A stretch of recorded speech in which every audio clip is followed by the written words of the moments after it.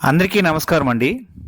ఈరోజు టాపిక్గా Andhra Pradesh government WhatsApp ద్వారా ఈ గవర్నెన్స్ సర్వీసులకు సంబంధించి ప్రకటించడం జరిగింది కదా. ఈ సర్వీసుల గురించి పూర్తి వివరాలు ఈ వీడియోలో మీకు అందించే ప్రయత్నం చేస్తున్నాను. ఆంధ్రప్రదేశ్ రాష్ట్ర ప్రభుత్వం వినూత్నమైన రీతిలో పరిపాలన అందించే దిశగా అడుగులు వేస్తుంది. అందులో భాగంగానే వాట్సాప్ సర్వీస్ ద్వారా వాట్సాప్ గవర్నెన్స్ని ప్రారంభించింది. అంటే అరచేతిలోని మొబైల్ ద్వారా ప్రభుత్వ సేవలను పొందే అవకాశం అన్నమాట. ఇంతకాలం మనం వాట్సాప్ అనేది స్నేహితులతో సందేశాలు పంచుకోవడం, వీడియో కాల్స్ కోసం మాత్రమే ఉపయోగించుకునే వాళ్ళం. కానీ ఇప్పుడు వాట్సాప్ ద్వారా ప్రభుత్వం నుంచి కూడా సేవను పొందేలా అవకాశం కల్పిస్తూ ఏపీ ప్రభుత్వం అనేది వినూత్న నిర్ణయం తీసుకోవడం జరిగింది. ఇకపై క్యాస్ట్ దగ్గర నుంచి, ఇన్కమ్ దగ్గర నుంచి, కరెంటు బిల్లులు కానీ మున్సిపాలిటీ బిల్లుల దగ్గర నుంచి సుమారుగా దాదాపుగా 160 పైగా ప్రభుత్వ సేవలన్నీ కూడా వాట్సాప్ ద్వారా అందుబాటులోకి అందిస్తున్నట్లుగా ఏపీ ఐటీ మినిస్టర్ ప్రకటించడం జరిగింది. ఆంధ్రప్రదేశ్ ప్రభుత్వం అందుబాటులోకి తెచ్చినటువంటి ఈ సేవల ద్వారా ఇకపై ప్రభుత్వ కార్యాలయాల చుట్టూ తిరగవలసిన అవసరం లేకుండానే కొన్ని నిమిషాల వ్యవధిలోనే ఈ సేవలను పొందే అవకాశము లభిస్తుంది.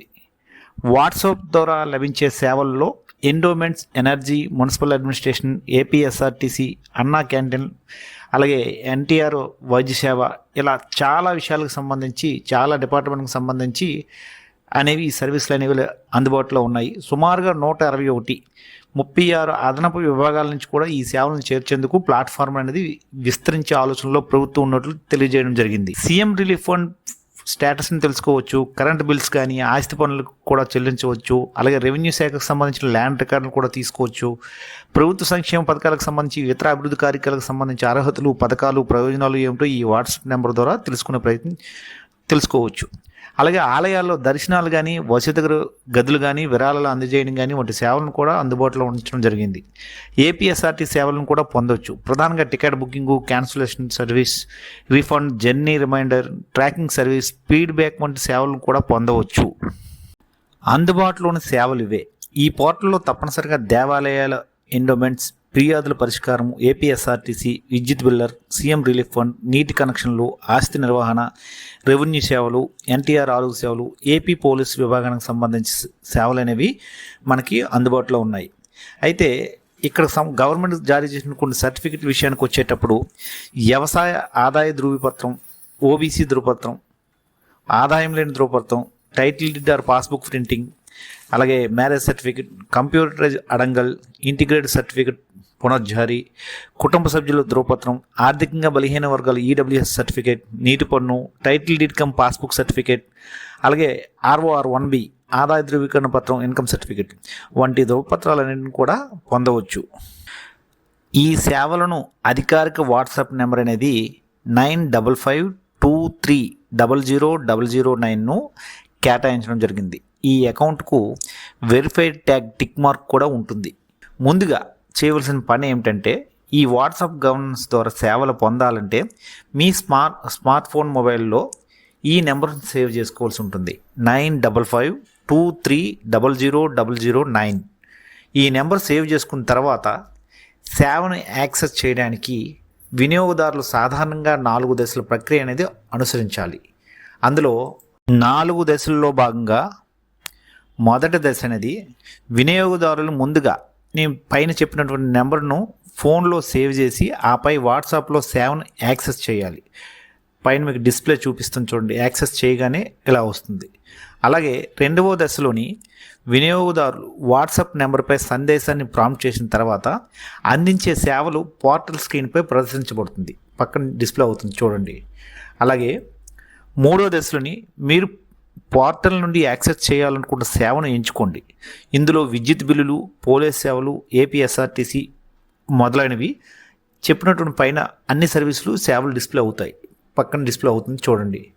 అలాగే 4వ దశలో ఎంపిక చేసుకున్న తర్వాత సంబంధిత విభాగం కింద బిల్లర్ చెల్లింపు ప్లాట్ఫారం మరియు ఆన్లైన్ యాక్సెసిబిలిటీ సేవ అనేది తెరవబడుతుంది.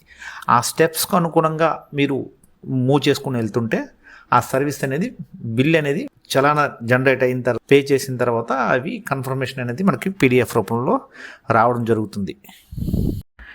ఈ డిజిటల్ ప్లాట్ఫామ్ను ప్రవేశపెట్టడం ద్వారా ప్రజాసేవల సామర్థ్యాన్ని పెంపొందించడానికి కేవలం కొన్ని క్లిక్లతో అవసరమైనటువంటి సేవలను సులభంగా పొందగలరని ఈ వాట్సాప్ సేవలకు సంబంధించి ప్రజల సమాచారం సైబర్ నేరగాళ్ల చేతకు చిక్కకుండా జాగ్రత్తలు తీసుకోవాలని గౌరవ ముఖ్యమంత్రి వర్యులు చంద్రబాబు గారు అధికారులకు సూచించడం జరిగింది. ఈ మేరకు పార్సానిక్ సైబర్ సెక్యూరిటీని బలోపేతం చేయాలని సూచనలు చేశారు.